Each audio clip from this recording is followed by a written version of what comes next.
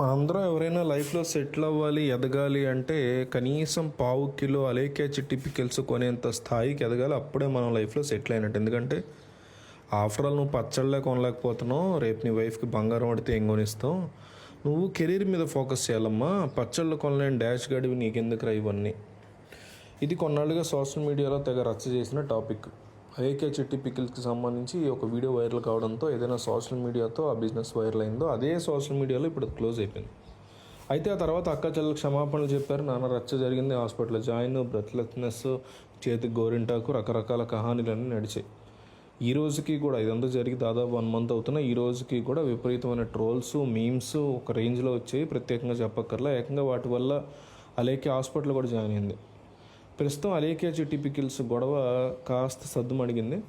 అయితే వాళ్ళకి సంబంధించి మరొక వీడియో ఇప్పుడు ఇంటర్నెట్లో వైరల్గా మారింది. అలేఖ్య సిస్టర్స్లో ఒకరు బాగా ఫేమస్ అయినటువంటి రమ్య కంచర్లో ఇప్పుడు తాజాగా వీడియో పెట్టింది.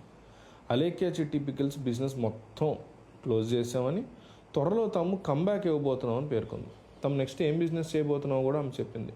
11 నెలల పాటు తమ అలేఖ్య చిట్టి పికిల్స్ బిజినెస్ బాగా సాగిందని, అయితే ఇటీవల జరిగిన పరిణామాల వల్ల 11 నెలలకి తమ బిజినెస్ మూసేసామని చెప్పింది.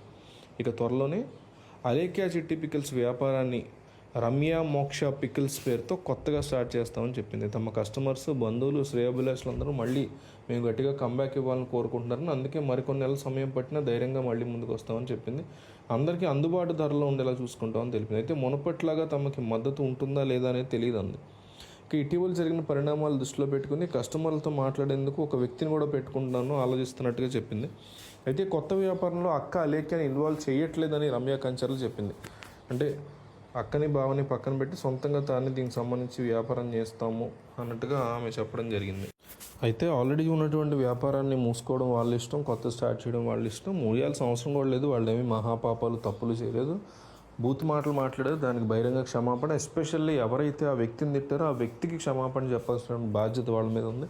ఆ విషయంలో వాళ్ళు సరిగ్గా థింగ్స్ని డీల్ చేయలేదు. తర్వాత థింగ్స్ని డ్రమటైజ్ చేస్తూ, డ్రామాలు ఆడుతూ హాస్పిటల్లో జాయిన్ అయ్యారని, ఇంకోటని ఏదో కళ్ళబొల్లి కహానీలు సృష్టించి నానా హడావుడి చేసి మొత్తం వ్యవహారాన్ని పెంట చేసుకుంది అయితే వీళ్ళే. మళ్ళీ ఈ బిజినెస్ పెడతారా, ఇంకోటి పెడతారా, పేరు మారుస్తారా, ట్రెండ్ మారుస్తారా, బ్రాండ్ మారుస్తారా, వాళ్ళ పర్సనల్. కానీ ఈ క్షణానికి కూడా వాళ్ళలో ఏమాత్రం కూడా చేసిన తప్పు పట్ల పశ్చాత్తాపం లేకపోవడంతో వీళ్ళకి ఇంకా బుద్ధి రాలేదా, సిగ్గు రాలేదా అనే ఫీలింగ్ అయితే చాలామంది డెఫినెట్లీ కలుగుతుంది. కొంతమంది అయితే ఏదో రీల్ చేసింది, చాలా ఇదిగా బిహేవ్ చేసింది, దాంట్లో కాస్త హాట్గా ట్రై చేసినారు ఇది అంటున్నారు. అది పెద్ద మ్యాటర్ కాదని నాకు అనిపించింది. కానీ ఎనీవే ఆ వీడియో ఎట్లా ఉన్నా సరే, ఆ వీడియో హాట్గా ఉన్నా, నార్మల్గా ఉన్నా పక్కన పెడితే అంత యాక్టివ్గా మొన్నటి వరకు బెడ్ మీద ఉండి బ్రెత్లెస్నెస్లో ఉన్న పిల్ల ఇంత సడన్గా ఇంత యాక్టివ్ అయిపోవడం కూడా చూస్తే పశ్చాత్తాపం కనిపించట్లేదు. వాళ్ళు మేము తప్పు చేసామని ఒక గిల్ట్ ఉంటుంది కదా, అది కనిపించట్లేదు. అది నాకు ఉన్నటువంటి సమస్య.